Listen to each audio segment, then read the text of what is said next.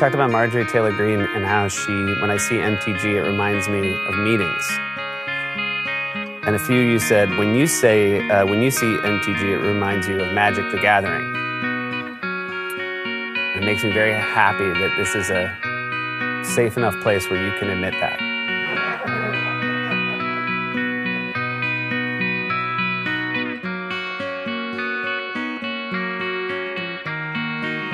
Within the sound of silence.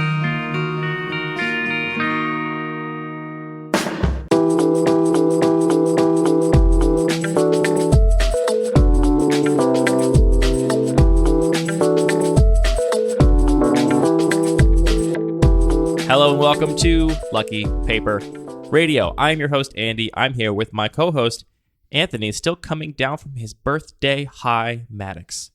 Oh, you don't think I crashed very quickly after that? Did you crash? I don't know. Did a good weekend, right? A good birthday weekend. It was a great weekend. Thank you so much for a delightful little birthday draft, a beautiful birthday brunch. It was a great time. It was the least we could do for all of the beautiful brunches you've done for us. And, it's always a good excuse to play Magic. And we even got to play my cube that everyone hates again. And do people still hate it? I think people are coming around on it. You know, people started... It's weird to say people started winning more because that doesn't make sense. That's not how that works. Certain people started winning more and they're having certain a better grumpy time. people that may have been grumpy before. Yeah, my win rate's only gone down, but that's okay. I'm still happy. I still got the 2-1 with what was my deck? All of a sudden I'm totally blanking. Oh, it was a green-white good stuff deck. It was a green-white, I got a Sun Titan deck, basically. Oh, yes. Passing Sun Titan felt bad. Yeah, it was really good. I guess you didn't want to play...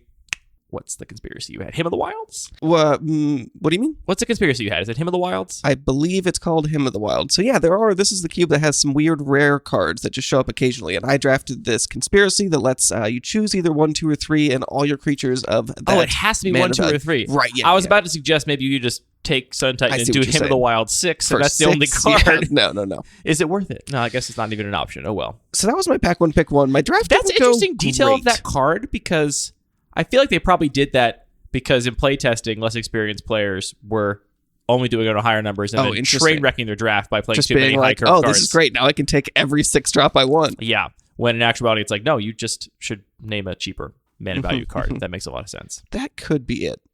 Anyway, you said your deck was a train draft. Well, no. Train wreck? Did I say train wreck? It was just not great. Like I think I learned a lot about how to draft with that card. I didn't see your deck at all. I just had like every 2-drop of every color and just so it was cool that I could have like opening hands 5-color aggro basically. Yeah, a bunch of very powerful 2-drops. But then I just my curve wasn't great. My deck sort of lacked some cohesion and I didn't have enough interaction. But it was still a fun draft. Yeah, I think the cube is fun. I'm still on the fence about how I feel about just losing to bombs. I know it's part of the environment and that's kind of supposed to be, or winning with bombs, frankly. Like some of the games with almost Sun Titan, I was just like, sorry. Sun Titan, sorry, you lose. Sun Titan, sorry. And it's like the environment has a fair bit of removal, but a lot of it is not going to remove 6/6s. Yeah, I think that's scaled removal. The most clear place that needs adjustment here. I think the core concept is bearing out to be fairly successful, but definitely tuning what is the right amount of removal where it feels like your bombs still matter, but you also feel like your opponents don't just take over the game. And also, that power level disparity. Sun Titan is probably pushing the limit a little bit. Even for rares. You had Hymn of the Wilds. Well, you want to have that sometimes. Hymn of the Wilds is a sometimes treat. Exactly. You opened that pack 1, I assume, because you passed me Mother of Runes, and you wouldn't pass Mother of Runes. That pack had a bunch of good stuff in it, I think. Anyway, it's a fun cube. I think one of my realizations about it is that I actually think, even if you ignored the rare module, that the base cube is more powerful than the regular cube, which is not how it was introduced and not what I thought at first. But I think that kind of change in assumption changes how I value cards a lot, to be like, actually, this is a pretty powerful environment where you can just get dead real quick. The scary aggro deck that got the 3-0 was a red-green aggro deck that had a lot of little synergies, and I'm not even sure. There was a couple rares that were in the deck, but they were definitely not core to the strategy. It was like, yeah, it's nice to Fiery Confluence you to death, but it wasn't essential to win the game. Yeah, his deck was really brutal. That was definitely an intentional design choice to make sure that both some of the more synergistic decks and definitely some of the more aggressive decks could be powerful, and aside from the rares, just still be meaningful in that environment, just to make sure you're not saying well, I'm just drafting 5-color good stuff every time. Yeah, aggro I think feels much closer to the Bun Magic cube and power level than it does to regular cube, somewhere in that continuum, but further up it than I expected when I first drafted the cube. So it's good to have expectations reset. It was also fun to see players be like, red-green aggro, I guess, and it's like, yeah, that's a thing. You can do that. This was also a weird draft. I think 3 players ended up drafting red-green, myself included, with, that Yeah, but you caveat. had Hymn of the Wild, so you were kind of, your picks were my chaotic. mana base was true, yes. My mana base was green-red, but I did have some chaos. I was sitting to your left, and I felt vindicated at the end when you had Hymn of the Wilds, because I was like, well, that explains my Why ridiculous didn't signals. Precinct Captain come back? But how many times have I said that at the end of the draft and be like, oh, the signals were bad, and then someone's just drafting a normal deck? I have to Right. stay focused and not just have confirmation bias. It was also fun to see Jay previously draft mono green with Lingering Souls and now draft Esper Lingering Souls and just crush people with it. Lingering Souls is a messed up card, but I think that's how gonna did Jay do?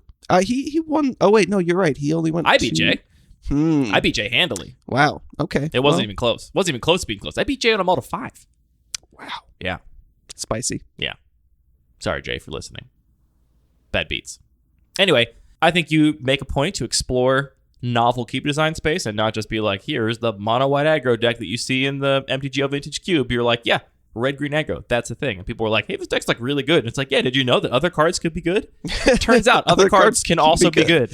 Yeah, that's another thing that's fun about it is like one of the cards that was really good in James's deck was, I think it's called Kazandu Tuskcaller.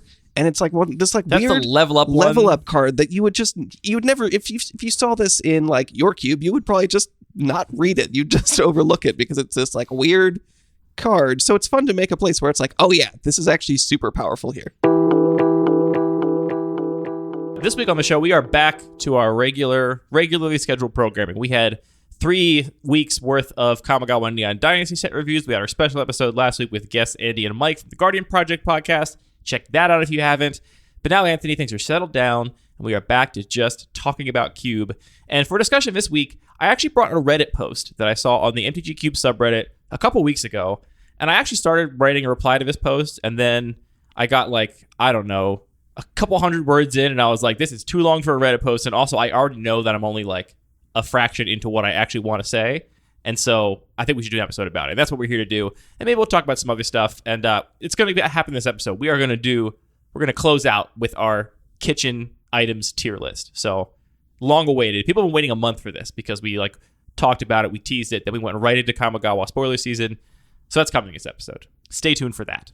Don't get your hopes up. I worked hard on mine. I'm not sure about yours. Okay, fine. He made a weird look. This is an audio medium. People are not going to hear your weird look on the podcast. I'll give you a preview. It's level 1, knives. Level 2, more knives. Level 3, stretch goals. You want some more knives? All right.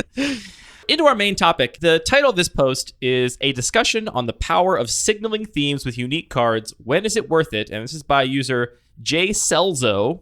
I assume that's how that's meant to be pronounced. On the MTG Cube subreddit. We will, of course, link it in the show notes. Just going to read this word for word. I think it's not too terribly long, and I think it's important to have the full context. And then, Anthony, I'm curious to know what you think about this. Jay Celzo says, hey, Cube crew. Yesterday, I did a grid draft of my cube with a friend to test some new cards from Neon Dynasty, one of which was Tameshi Reality Architect. I didn't have high hopes for the card, given the 3-mana 2/3 body and expensive activation cost in my relatively efficient environment, but since I had fun with it at pre-release, I decided to give it a try regardless. Then, my friend drafted this awesome deck. I was truly blown away because I don't really have any cards that support an artifact deck outside of Urza Saga, which has thus far functioned as a micro synergy package rather than a whole deck's game plan. When I asked my friend about his thought process for going down this route, he said he picked Tameshi in the first grid and wanted to build around it. He really went all out, using looters to loop cheap artifacts that go into the graveyard for value and ended up recurring Urza Saga and Amiria's Call to close out games. Reflecting on this, I feel conflicted.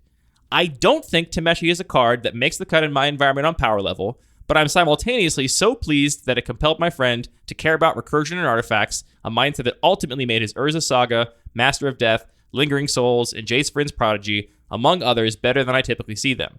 In a way, Tameshi is what made this gestalt happen. As such, I feel a tension between the signaling value the card offers and its viability as a player in my environment. So here are my questions for you wonderful cubers. Where do you all land on the trade-off between the psychological driver side of a card and its raw power level? What are your thought processes when considering this issue? Are there any cards you have experienced a similar tension with? If so, how do you resolve it? How sick is this deck? We'll link the post in the show notes, as I said, so you can go check out the deck for yourself and decide how sick you think it is. But Anthony, what do you think of this post? What do you think of this question? I think the deck is pretty sick. So I think that about sums it up. Third question answered. Deck, pretty sick. I think this is a really interesting question. I'm interested in hearing what you have to say about it. I feel like we can go very deep into it.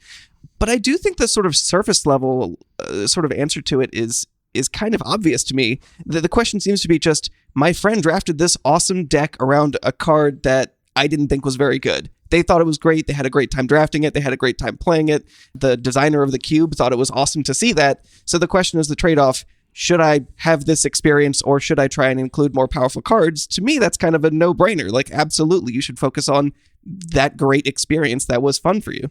I agree. I think the surface level of this question is that if Tameshi resulted in a very pleasurable play session, I don't like those words. I'm going to go take that one more time.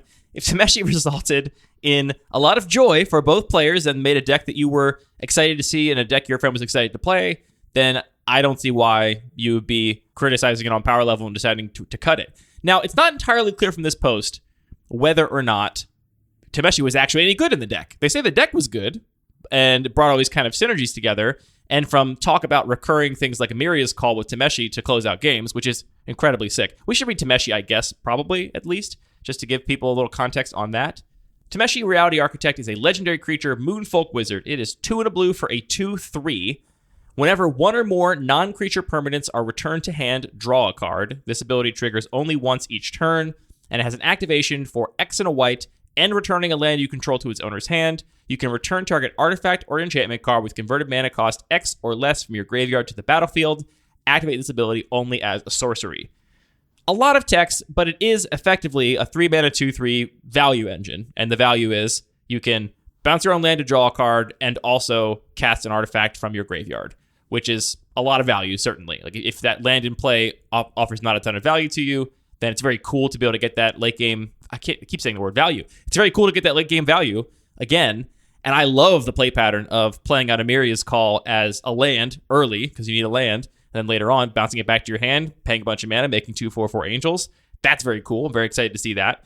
So I think what we don't know is, was Tameshi actually good in this deck? Because if Tameshi was not actually good, but the deck was good, and certainly I don't think it's a stretch to say that this deck, which contains Stoneforge Mystic, Umezawa's Jite, Baleful Strix, Master of Death, Tasigur, Tameshi is not the most powerful card in this deck. We even have the Batter Skull to go with the Stoneforge Mystic, lots of removal spells, a few cantrips. It's a powerful deck with powerful cards. I don't think Tameshi is the peak of that power level. I think the question is this draft kind of a fluke because this person saw Tameshi and was just in the mood to try to make that work no matter what? And in the future, players are going to not end up with Tameshi in the deck because it's not powerful enough. Or is Tameshi actually just good enough and this person is still kind of shocked that that's the case? I mean, I think that what's buried in what you're saying is, does just having some signaling cards that push players to think about the game, think about cards, think about decks in a different way, contribute something meaningful to the environment, which I think if that is what happened, you're saying, hey, this card isn't really necessary, let's say, in this deck. Right, yeah. But it forced a player to think about these interactions in a different way. That seems really powerful from a game design perspective. The writer didn't say for sure, but it seems like Tameshi was actually powerful because, again, recurring Amiria's Call to win the game, that's the thing you do with Tameshi. There's no other card in this deck that I can see that could even do that. So they're describing winning lines that Tameshi provided, and it's a very unique effect, so they wouldn't be getting those winning lines from anywhere else, even though if they could have won with a different line completely. I agree. The baseline is do less. Pop down. Stop overthinking it. You had a good draft where a cool deck came together, a deck that you think is really sweet, and it was largely because of this card. Keep the card in there. See what happens. There's another level to this, I think, which is if this card, some percentage of the time, is picked early and results in a really cool deck, and the other percentage of the time goes kind of late, the blue player wasn't doing an artifact or recursion thing, doesn't have lands to buy back, didn't make all of their picks with this kind of synergy in mind, and that card ends up being kind of unplayable and riding the sideboard. How big is that cost, I think, is a core question here. And to me, it is definitely a cost. I think I very consciously include cards in my cube that I think are a lot better if you pick them early, and if you get them late, even if you're in that color, you might not play them because they just don't work because your deck didn't come together in the way that they prescribed. But I'm okay with that. There's intentionally some chunk of my cube that I don't expect to be just generic good stuff that goes in every single deck, and to be relevant only the third of the time it's open in the first pack or something, and somebody decides to latch on and go for it. Do you think about cards this way in your own cube? Absolutely. I mean, there's this balance between, do you want cards to be good in every deck? If we go too far to that extreme, then it kind of, you just take whatever, and it takes away some of the interesting texture from your games. Let's just imagine this theoretical super extreme, okay? Okay, theoretical super extreme. All the cards are equally playable in and they're any all deck. creatures. I think even then your I mean, curve don't worry about it. matters. Don't just, it says magic card, and it gives you Two winning points. It just adds win percentage to your deck. That's all it does. Okay. And which particular win percentages you put into your deck doesn't matter. That extreme isn't possible, but it wouldn't be great if we could get there. The fact that there is this interesting texture of you're going to have diverse different kinds of decks, and that is a goal of mine, and I think of most cube designers, that they want to see as many unique different kinds of decks as possible out of their cube. So some of those cards that, even if you're losing some potential diversity in the fact that they don't make it a lot of the time because you just don't have the support for them, it also adds something unique that you wouldn't get if you don't have those more extreme cards that take some level of build around. Yeah, and I guess what I would say too is that, your players are going to draft a deck from their seat. They're going to get 45 picks. We're going to imagine this is a 3x15 draft, though of course you could do different formats. But they're going to get 45 picks. They're going to build a 40-card deck, which is going to have somewhere between 23 and 25 non-land cards in it. That leaves 20 other cards that you've picked that are either your mana base or other cards. And sure, towards the end of the pack, there are going to be some cards you don't actually get to pick that are just handed to you, so those are kind of write-offs. But there's room in that draft unless you want to go so deep on fixing lands that your players are basically never playing basic lands in their pools because they have so many fixing lands, which is definitely a direction you can go. Like, make all the cards generically playable so that there isn't any sideboard kind of card, there isn't any build-around kind of card. Everybody has ample fixing, or has at least the opportunity to draft ample fixing, and then see what kind of decks they put together. There's nothing invalid about that. But most people aren't doing that. And if you're not, this is exactly the kind of thing to use that space on. I would say even if Tameshi ends up riding sideboards 75% of the time, if 25% of the time you get a really cool, unique deck that you're really happy with, I think that's worth it.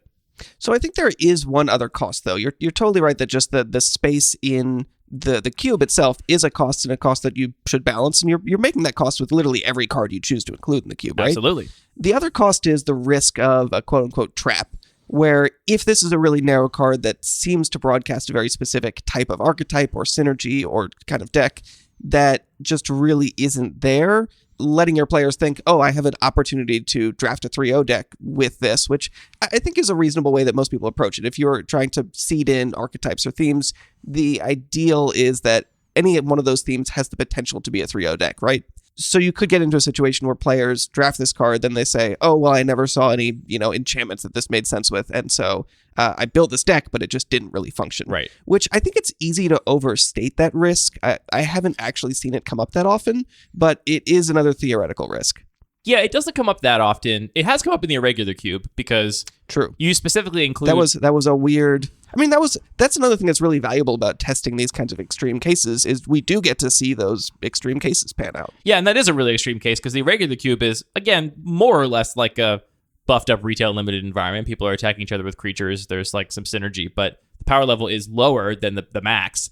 But you have like some storm cards seeded throughout with the idea that there would be like maybe a fair storm deck, right? It would basically be a payoff for... The dream of fair storm that me and dozens of other people have. I have that dream as well because I love spell slugging decks. I love taking lots of game actions, and a mechanic that inherently rewards lots of game actions is very appealing to me.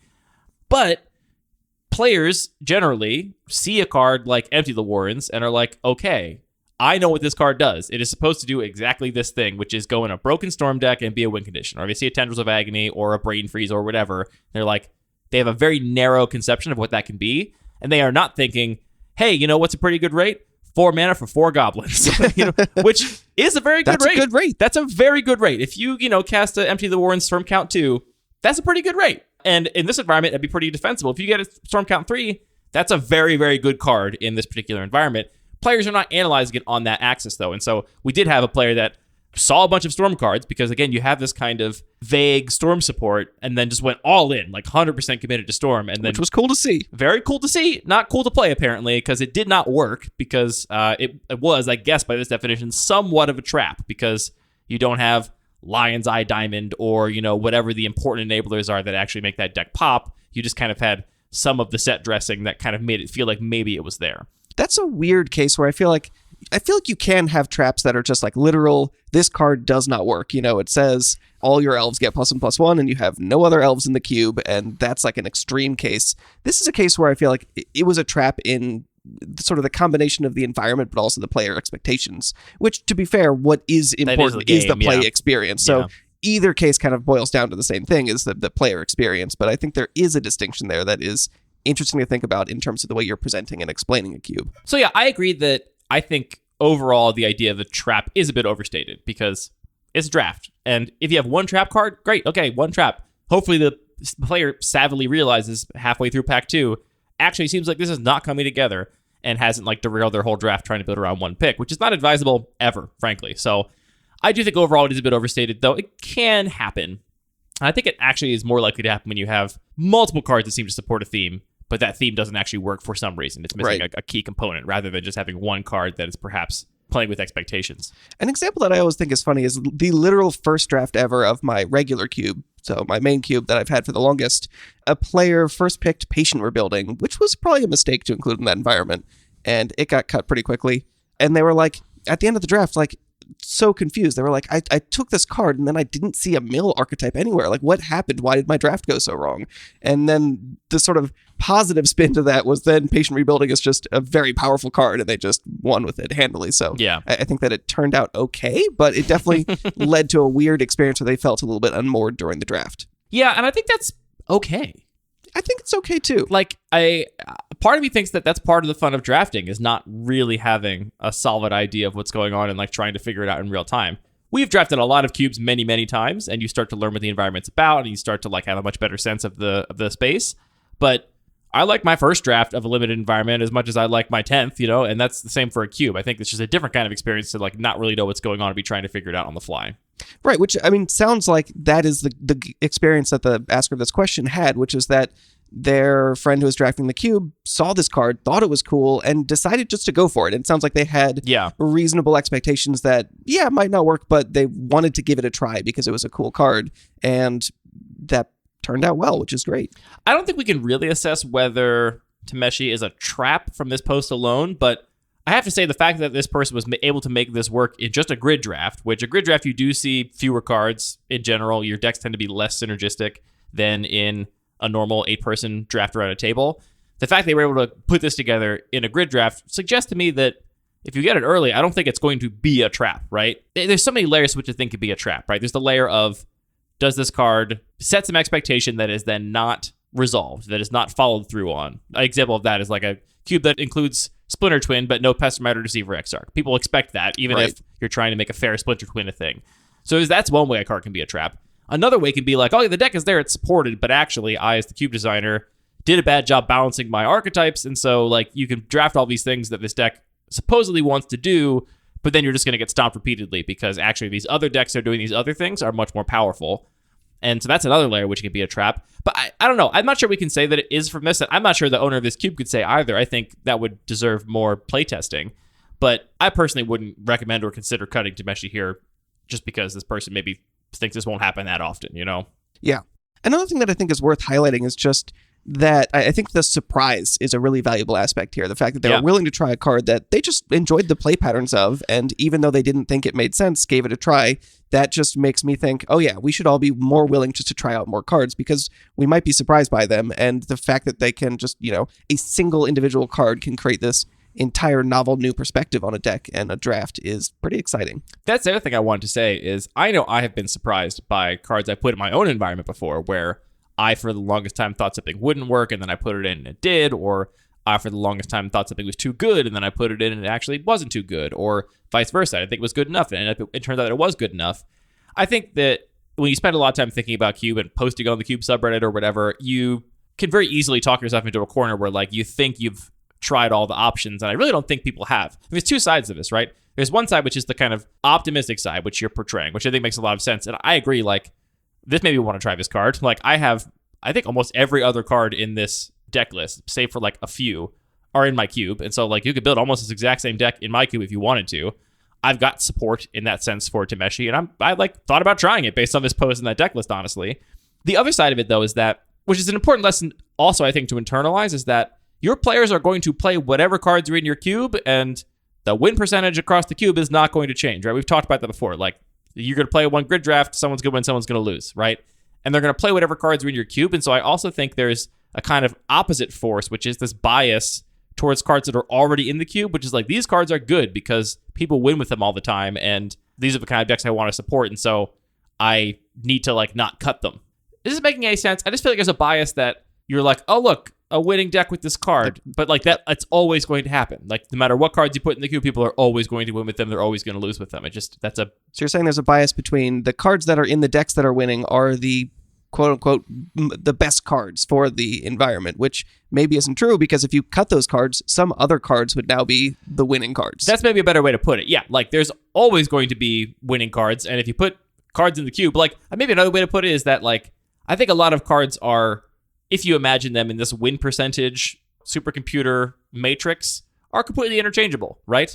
And this I feel a lot about like 4 mana planeswalkers and like 3 mana mid-range threats, where it's like, do you play Adeline? Do you play Brimaz? Do you play Flicker Wisp? It's like, how much would swapping one of those out actually really change the win percentage of the environment? I would argue a lot of times, well, first of all, it's unknowable. Of the environment, none. Of the environment, of course, not, because it's just even 50%. But change the win percentage of the deck playing that card. Obviously, it's unknowable, which I actually love. Let's keep that unknowable, people. Don't nobody be out there solving this problem forever. But also, I would argue that it's like negligible. And so the beauty is you don't have to choose what you think is like the best card for your environment in terms of the most powerful. You get to choose the card you most want to play with. And so is Tameshi good enough? Who knows? If you put some other blue 3-drop in there, you might have won the same game with that other blue 3-drop, right? It just happened to be Tameshi this time because that was the one you happened to include. If it had been True Name Nemesis or Quick, name blue 3-drop. Vendilion Champion Click. of Wits. Champion of Wits. If it had been any of these other cards, you might have still won the exact same games for similar reasons, right? So the choice you get to make as a cube designer is just how do you want these games to be won? And in this case, these games were won by drafting a cool synergistic deck that was recurring artifacts, recurring its own lands, and like won in this novel way. If that way of losing made you be like, this was fun and good and I liked it, then do more of that. Because I don't think there's this concern this person seems to be suggesting here, which is like they don't want to bring their environment down a peg by playing this card that maybe isn't at the peak of power level. And it's like, people will win with it. Because look, someone already won with it. They'll win with the cards in the cube. That's just how playing Magic works. Right. There's sort of actually two facets or two different ways that you can look at and talk about power level in a cube. I think the one that's being talked about here makes a lot of sense and is relevant, which is if you have cards that are just drastically below the average power level, the cards just might not get played. So it's just sort of like wasted space. So I think it is very important to be aware of and talk about the power level of cards, because figuring out what cards are going to get played and what cards aren't so you can maximize the sort of space and get the most value out of every card you're putting in the cube makes a lot of sense. The other way that you can talk about power level is this sort of more nebulous thing to say, well, more powerful cards are quote unquote better game pieces, which that to me, if I was to read this question from that perspective, that just isn't a meaningful or compelling argument to me. I think that, you can change the numbers and make all the cards relative to each other less powerful and still have a lot of interesting dynamic gameplay. So if you're talking about it from that perspective, I would say that this is an easy, of course, lean towards the cards that are creating the more fun experience. Yeah, and just to play the other side of that argument is like, let's assume this person has played with these cards a lot and decided that like cards like Umezawa's Jite and Stoneforge Mystic and Batterskull and Baleful Strix, these are the cards I want to play with, right? Those are, let's assume there are cards of that power level they've decided are the play patterns that they like, which is how I've come to think of my own Bun Magic Cube. It's like, I want to play Snapcaster Mage, I want to play Lightning Bolt, and in order for them not to be head and shoulders above the rest of the cube, that kind of necessitates that everything be kind of pushed up a little bit. Right. And so that would be an argument against Tameshi, even if you like the play patterns, right? If this was the exact same card, but 5 mana, it's like, okay, it does the same thing. It's the same card, except it's not, because it will never be worth 5 mana, and so no one will ever put it in a deck. And at that point, I do think it's a waste of space, in the sense that it would not be correct to play in almost any deck list ever. Here, I think it's like totally up for debate, and the fact that this deck came together seems to suggest that there's some percentage of the time it will work. I don't know what percentage of the time that is. The author doesn't either, but I think it's definitely worth figuring out based on the excitement this person has around this one singular deck list. The poster also asked if there were cards that we had experienced a similar tension with, and there are cards in my cube for sure that I think are going to have a strong influence on your draft if you pick them early, and if you get them late, even those colors, you may end up not playing it. So just talking about the Bun Magic Cube, one of the first ones that comes to mind for me is Dreadhorde Arcanist. This is a card that I really love. I did not put it in my cube immediately when War of the Spark came out. I looked at it and I was like, well, don't know how often this is going to be relevant. It's like a 2-mana 1/3, which is awkward. It wants to attack, but it's not dealing that much damage. Like, how is this card going to like play out? And we've talked before about how cube designers are very influenced by Constructed, and we are not immune to that. This card ended up being a huge dominant force in Legacy, and it's now banned. And that's what largely convinced me to actually try the card, is looking at these Legacy decks that were using it as this value engine. It kind of played a similar role to like a Dark Confidant, in that it was a cheap creature that was attacking, that was pushing damage through, but was also buying you this intense late game value. And it's the kind of card that late in the draft, if you're playing like pure mono red aggro, it's entirely possible you don't have more than like 3, 4, 5 1-mana spells, at which point it's pretty suspect, and I'd rather have something else most of the time. If you're playing like a green-red mid-range deck, you oftentimes won't want it if you get it late in the draft. Again, you might only have a handful of like cheap burn spells, not that many green instants and sorceries for you to be flashing back with it. But if you get it early, you can either commit really hard on getting a bunch of 1-mana spells, so there's stuff you can guarantee to flash back, or you can make sure you have some 1-mana spells, but more focus on making sure you have ways to boost the power of your creatures. In my environment, I have some +1/+1 counters, I have some equipment, I have some planeswalkers that provide temporary buffs in the form of like combat trick-esque loyalty abilities, and in combination with those things, you can end up flashing back really, really big spells, which makes this a very threatening and very imposing 2-drop.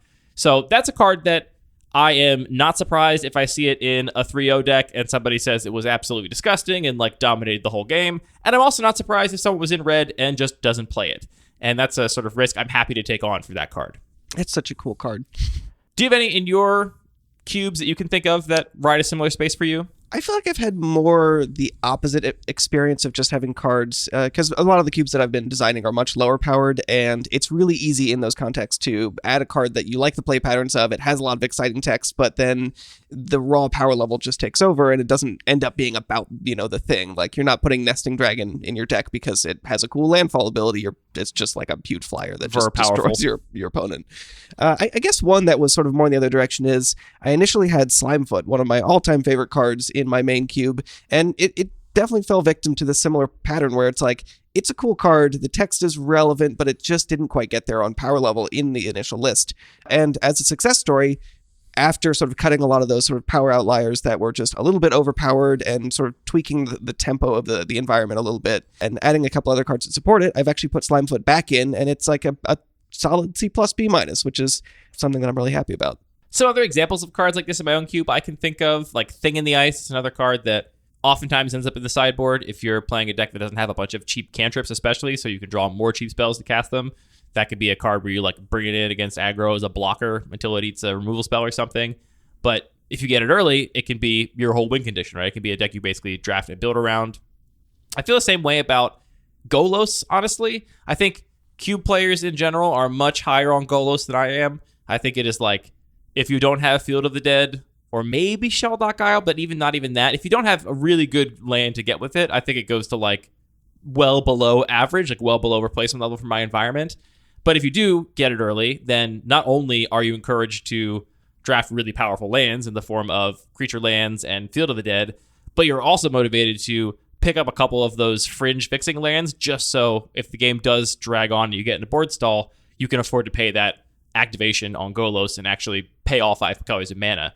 That's another one that I oftentimes will see a Golos late and be like, well, I'm a mid-range deck that I would, with some ramp, that I would usually be happy to have this if I had gotten it early, but I didn't, so I'm just going to take any other more threatening 4 or 5 drop than Golos at this point because it doesn't really do what my deck is trying to do. I mean, that's where you're different from a lot of cube players because their deck would at that point be trying to cast Golos. And, sometimes I think that's right. I'm not saying I'm always right, but I definitely think of my cube as an environment where I want people to be drafting focused, efficient decks. And so I will always draft a focused, efficient deck, and I will always 2-1, I think, is what ends up happening. And somebody else that's been a little greedier will maybe pull down the 3-0, or maybe not. That's a big episode topic right there, is how to 2-1 your draft. Oh, I mean, we're the experts on that. We could write a book on how to 2-1 your draft. I feel like that's right down our alley. Any other cards that feel like they're in a similar space for you where you're like, I'm not sure this is good enough, but sometimes it comes together, and is it worth the slot? So there are definitely a couple cards in the irregular cube in that rare list that I think that I went a little bit too heavy and did add some things that are just straight up traps, just cards that don't really function. Part of what I was interested in sort of experimenting with in that rare list was, some people like to put a little joke in their cube, like, here's Crowstorm, I'm putting it in my cube, or not Crowstorm, Stormcrow, and it's so funny when you open it and it's like, oh god, here's Stormcrow. I've never seen this happen before. I've seen this happen. Some people like a little joke. It's very funny, but when it is again costing you a slot in the environment, that's a real cost, and so it's only going to be funny the first time, right? I did not realize you had intentionally put like joke cards in a little bit, just a couple little jokes. So I did include, for example, Seed Time, which is just, talk about Cube being the environment where you get to play cards that don't function anywhere else. I can't play Seed. That's not a meme. That's just a great sideboard card. Okay, so should I leave it in there? Does that actually, maybe take a better example? Channel. I think Channel is like a card that looks really exciting. It's iconic. There's not really enough to do with it here, so it's like, that's a real trap. How about Parhelion 2? Can you cast an 8-mana super vehicle in this environment? How much thght was put into Parhelion 2? Is it like, are there ways to cheat it into play? No, the thought was some people will like this. I don't know who. That's a new deck now in Modern, apparently. It's a Parhelion deck with that weird thing that reanimates the vehicle. Yeah, that's the one. Anyway, I think it's fine to have in the rare module because, like you said, it's one out of the 360 cards we opened, and like we all ignored it, and fine, whatever. I think the question you have to ask yourself, which is similar to the question Jay Selzo has to ask themselves, is how often does it have to work for it to be worth it? And for you, maybe the answer on Parhelion 2 is like 5% of the time. Yeah. If 1 in 20 times Parhelion 2 is open, somebody trashes people with Parhelion 2, then it is worth it. Seed Time for me, I love that card. I think that's great. Now, okay, great. It is a sorcery, right? So they have to cast a blue on your turn? No, it's an instant, but you can only do it on your turn. Okay, so it's an instant, but you have to do it on your own turn. I think it's still worth it. Seed Time, for those that don't know, is a green time walk that you can only cast if your opponent has cast a blue spell this turn. And it's 2 mana. It's literally Time Walk. So it's, I think, a very cool card. It's got some great Rebecca Guay art. And that's the real compelling part about that card. We didn't talk about it explicitly, and I think at some point there's a bigger topic here, but there is this like space in your cube. I think of it as this like flexible zone where it's there's a special space in every cube. There's a special space in every cube. Which is just for you. Well, we talked about how you're drafting way more cards than you're using, right? Mm-hmm. And so it's like, how are you going to utilize those cards that your drafters are not using? And I think a lot of cube designers make the very understandable mistake of just including as many cards as they can that are all relatively linear or relatively flexible or whatever. And then the result is that most players have a sideboard full of cards that are in their colors, kind of on strategy, but just the worst cards. They just cut the worst cards from their colors. They get to the end of the draft, they go, I need 5 cuts. I have 5 more cards on strategy and on color than I need here. And if that's what your extra space is, then you're really missing a big opportunity, right? Because what that could be is more fixing lands, more narrow cards that 5% of the time work and the rest of the time don't work, and that's okay. They can be sideboard cards, like Seed Time, Like, it sounds silly because, maybe, like, I don't know, how many drafts do you take a Seed Time and then never play a blue opponent? Like, that could entirely happen. Or never play an opponent with blue instants. So you play like a blue opponent that's playing a mid-range deck or something, or like a tap-out control deck. That's going to happen sometimes. But if that card was just going to be the worst red creature that no one's ever going to play because they already took all the other better red creatures and they just weren't going to play it anyway, then it's much better to be a Seed Time because that will do something different sometimes, Yeah, I mean, like we talk about a lot, the long tail of the experiences that you get in a cube is really where a lot of the exciting stuff is. I feel like there's a feeling people have when they look at their cube, but they're like, well, this is like a C, this is a solid value creature, it goes in every deck.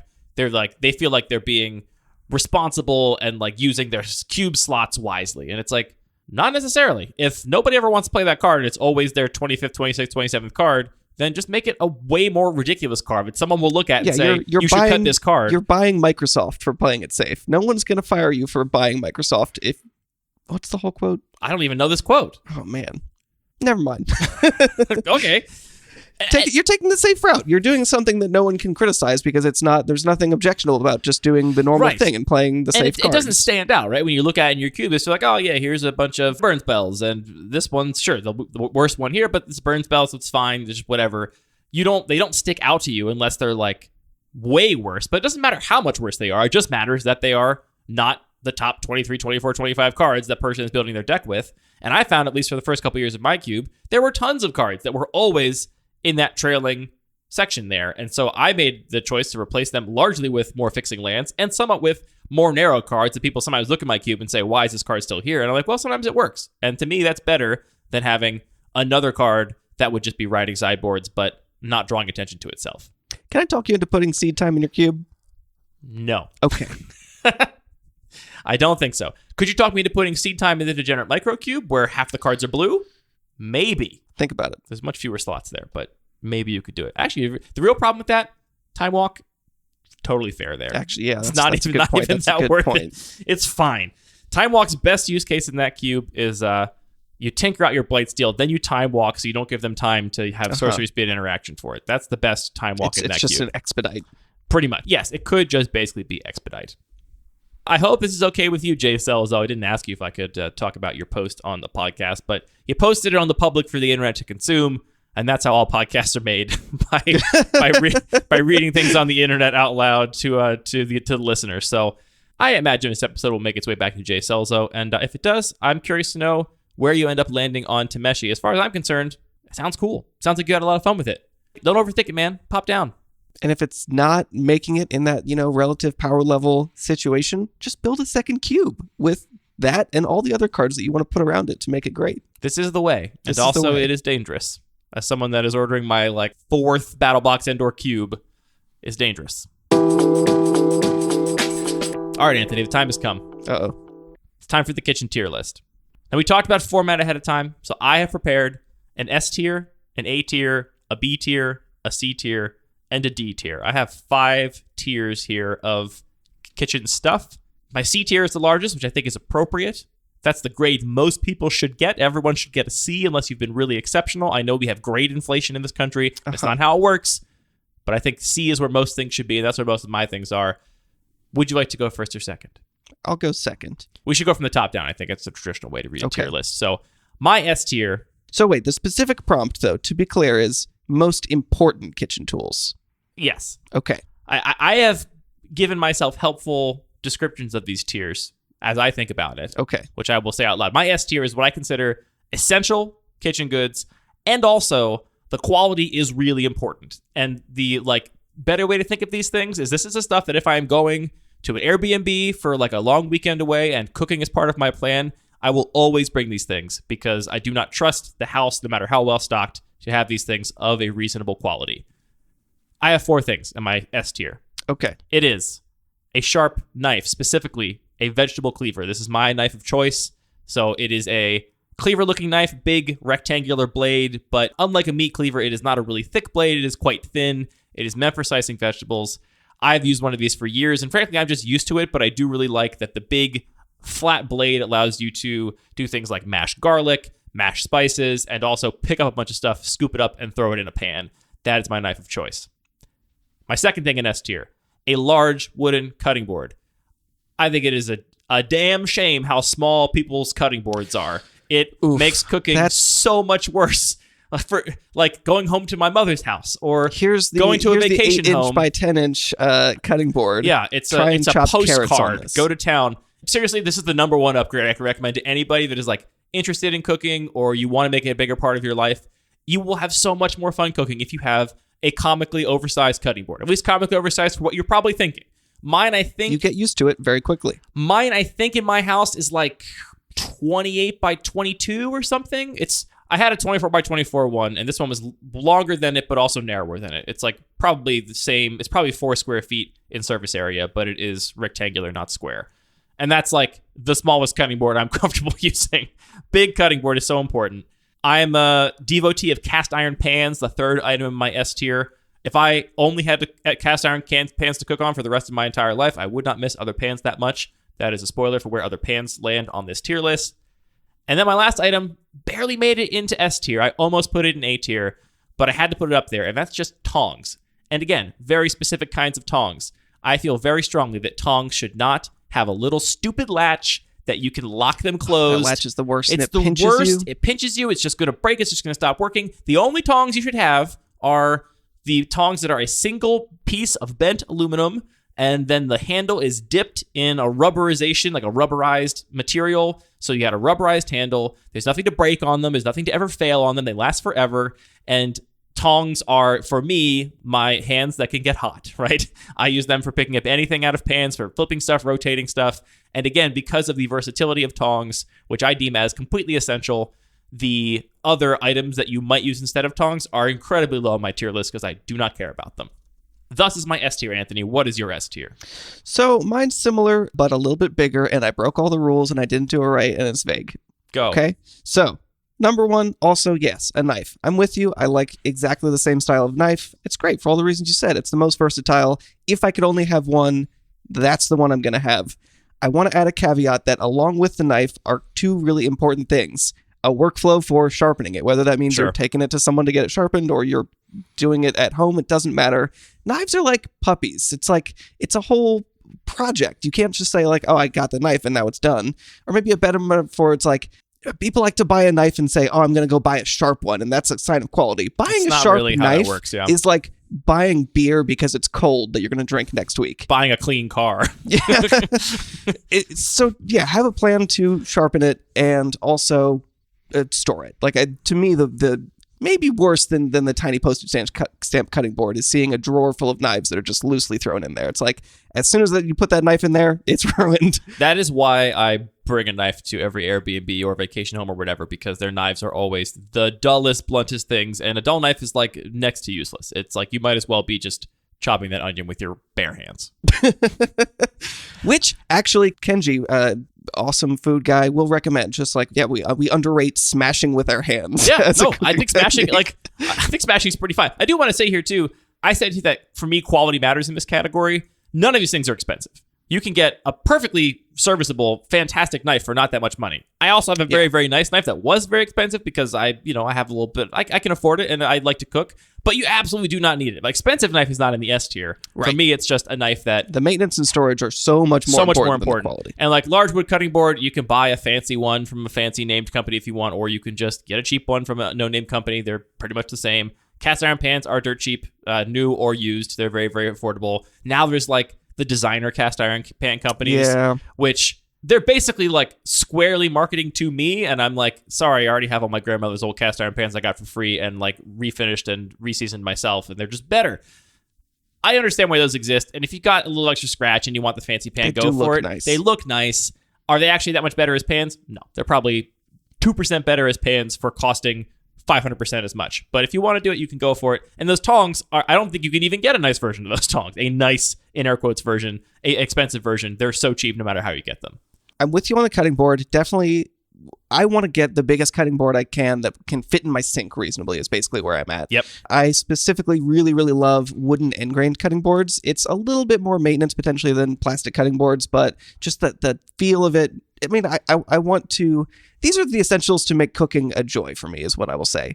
And an end grain cutting board really, really makes cooking a joy. End grain is much better. Our current one is not end grain, and I wish we had gotten an end grain one because it does really make a difference. The other factor to consider there is they are heavier, so that's a reason why maybe a huge block isn't what you want to do. Did you have a pot on your list? Not an S tier, no. Wow. All right. So I would say if I could Will only I have... make pasta in a cast iron pan if I have to? Yes. So I would say that my baseline, if I could literally only have like the minimal things, I think it's 3.5 quart Lodge cast iron pot is a great baseline because in a pinch you can definitely fry in it, you can saute in it, but you can also use it like a pot and make anything else. So that's sort of my baseline, what I go for. That's your S tier. That's my S tier. I mean, obviously... That wasn't longer. That was the same length. Oh, no. Sorry. That's my S tier pot. Oh, okay. my bad. It's like, all right. So keep going, where man. you said tongs, I just wrote down tools. That basically means tongs. All tools? Tongs and like a spoon. It's like, I mean, it's vague. It's like, you're going to want some tongs. You're going to want some mixed spoons. You're going to want a whisk. I mean, whisk we can put down. I literally have whisk down here below. Right. I got it so down let's here say low. tongs and a spoon. How about that? So I guess my question is, to me, S tier is like Not only is it essential, I mean, a lot of these things are essential for cooking. Like, you need a pot. You do need a pot. You do need a pot. My point is that, does the pot have to be like, have specific properties and be like a nice pot? No, I'll boil water in anything. Like, I'll go to the Airbnb. I'd like to see you try. I'll go to the Airbnb. I'll bring my nice cast iron pan. I will not bring a pot, because whatever pot they have will be fine. That will serve me just fine. I have that in a lower tier. Okay. But our tiers can also be based on different subjective material. That's the I'm doing point. my best. Next up, I got bowls. Okay. You're going to need some bowls. I would say if you're going to default, if you're going to have fewer, make it big. Make it stainless steel. Have a nice bowl. I like to go overboard. I'm going to add some more bowls down here. All right, towels. Towels are super important to a kitchen. I can't cook without towels. I have a lot of them. I have a big hamper for the towels, and as soon as a towel gets a little bit dirty, it goes right in the hamper. I use them heavily. Vegetable peeler. This was on the cusp. I wasn't sure, but I think that a vegetable peeler is a pretty important tool to have. There's a lot. I was thinking, everything that I can do with a vegetable peeler, I could do with a knife, but I don't want to peel a bunch of potatoes with a giant cleaver. So I'm going to put vegetable peeler barely in here. And last thing, also just barely, is a colander, some kind of straining device. That's it. That's my essential kit. All right, I'll go on to A tier. I also have 4 things in my A tier, which is largely inclusive of everything that you just mentioned. This is stuff that I consider very important. I think the quality does matter, but it doesn't matter that much. It's not like totally essential. So here I have a stainless steel saucepan, like, just a pan or a pot for boiling water and stuff. Carbon steel wok I have here. This depends on the kind of cooking you're doing, obviously, but we do a lot of wok cooking, and so I like having a wok. It does cook things differently than other pans, and so it is kind of worth having. And then I have an oven-safe Dutch oven here as well, which... Ooh, that's a good one. Specifically with a lid. If you have a cast iron pan with a lid, then you can do a lot of the things you can do in that Dutch oven. That's what I have in my A tier, which is basically like the other cooking implements. Sometimes if I'm going to an Airbnb and I know I'm cooking a specific thing, I'll bring one of these if I know that thing is required. Like, I will bring a wok if I'm doing some stir-frying, or I'll bring a Dutch oven if I know I'm going to do some roasting. Yeah, this is the annoying thing about this challenge that you've put to me, is that it totally depends on what you're cooking. Well, it's entirely subjective. This is the point, Anthony. What's in your A tier? All right, my next tier, number 1, paring knife. If I'm going to get a second knife, it's going to be a small knife because the big cleaver does the big stuff. Measuring tools. These I rate pretty highly. You can definitely cook a great meal without measuring tools, but for me, a thermometer, scale, measuring cups and spoons, I'm getting more and more dependent on them. I think that they are important, especially the scale and thermometer. I forgot about thermometer. I'm retroactively putting that in my A tier as well. Excellent. It's important, and I think the quality does matter on thermometer. Quality really does matter. It is important to get the Thermapen is expensive. We're both Thermapen owners, and I can say that it is worth the cost. It is an extremely good thermometer. The Thermapen is so good. It's one of those design successes where it looks and feels really, really simple, but there's a ton of work that went into it.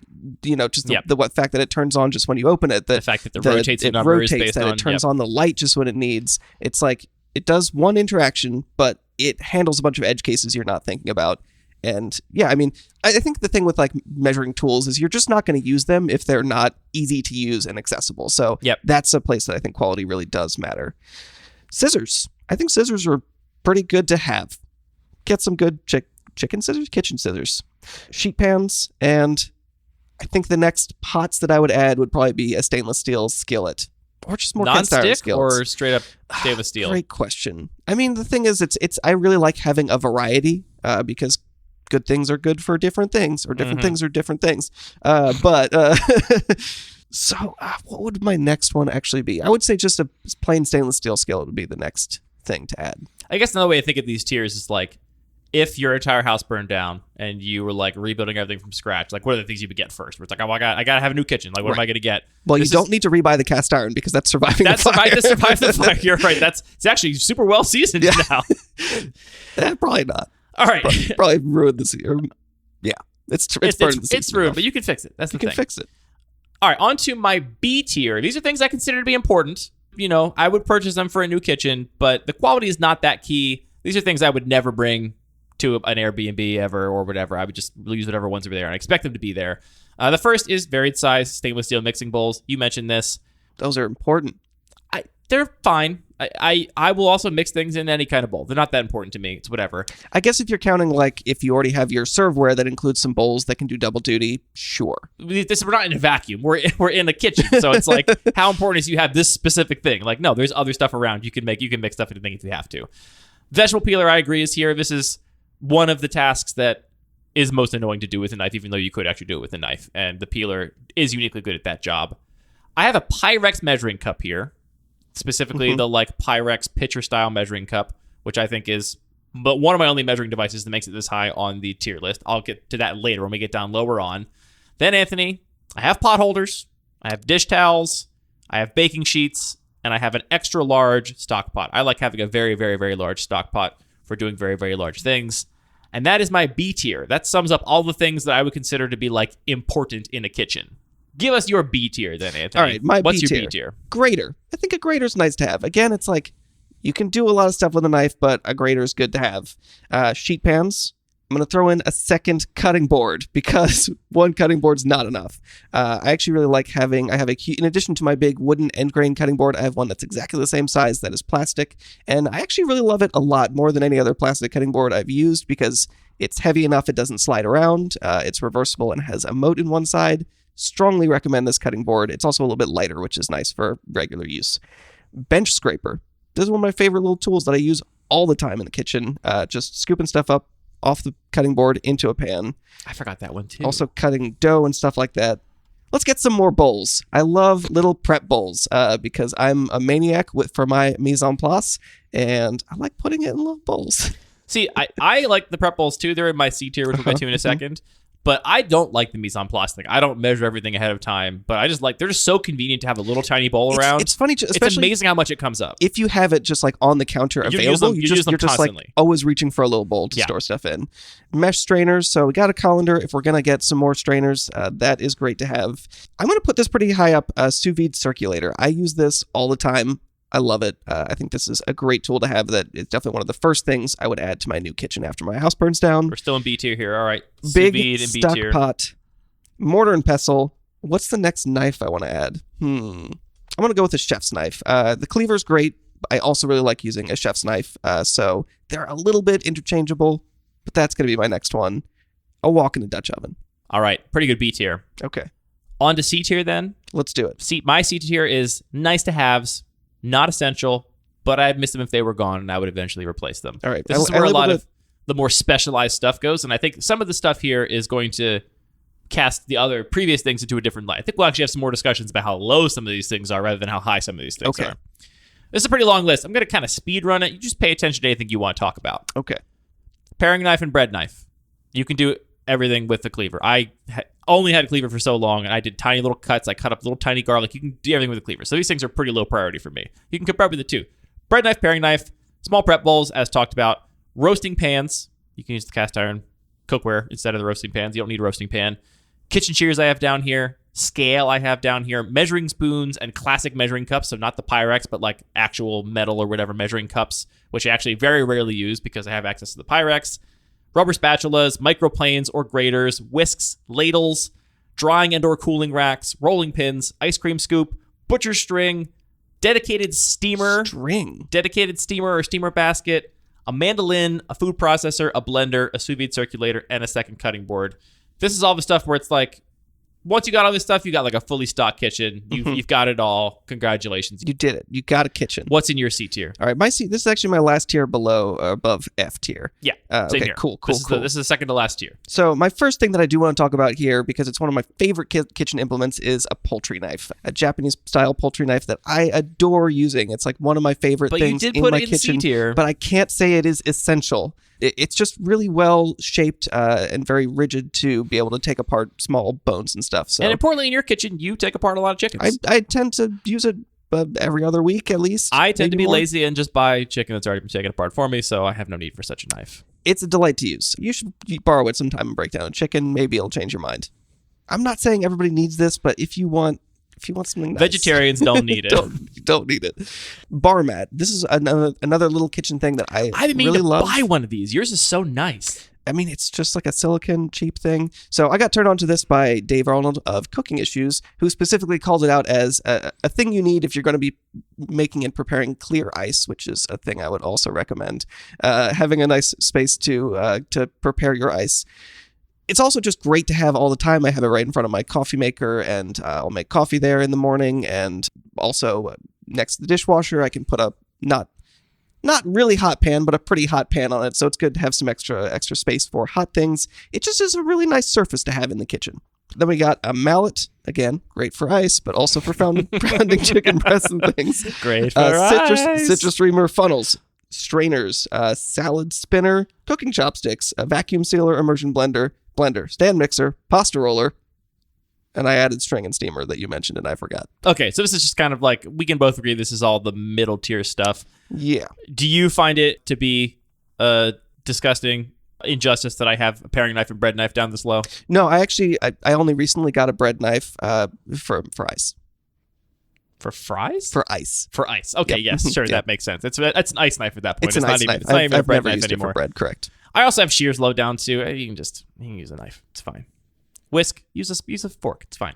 Forks you won't do waste work. it at all. So ladles, I think, are more important than whisks, actually. Ladles are weird because I don't think they're that important, Ladles but I are actually weird. find myself using our ladles way more often than I would expect. It's just the right size for a lot of things. Like, for example, one of our ladles is the perfect size for filling our waffle maker. And it's like, Yeah. everyone else uses measuring cups. I don't know why. Like, I used a measuring cup for years, and it's so small, it falls down into the batter, it gets all sticky. No, you need a ladle, a Yeah. big ladle to fill your waffle maker. Pancakes. It just Soups. tends to be a good size for more stuff than you would expect. But ultimately, it's just a big spoon. It's fine. I don't think it's that important. It's more than a big spoon. All right, onto our F tier, the trash. These are things I actively dislike, but How many things do Are you have in my your, kitchen. in your F tier? Oh, I only have one thing, and it's not in my kitchen because it's an F. well, you are a bit unique in that you bought a house last year and to Okay. live alone, you have luxury to just only have the things you really want. And I think I've been very selective about stuff.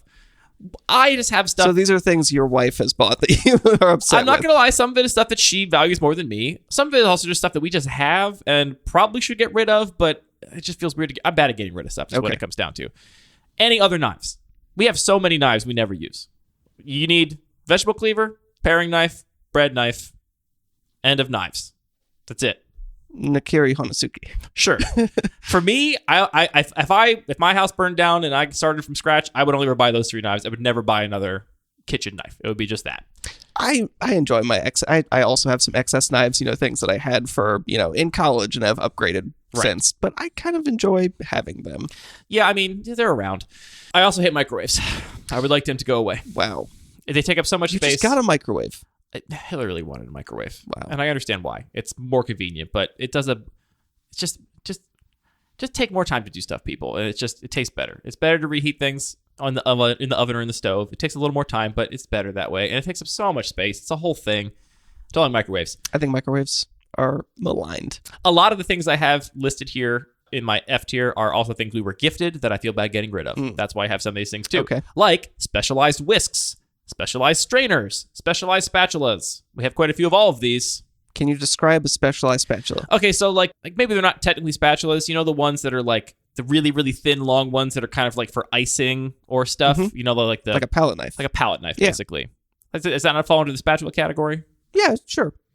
I saw somebody spatula bagel yesterday, though, so I think those are fine. Yeah, that made me mad. It's like, oh, cool. It's like a knife, but harder to clean. Great.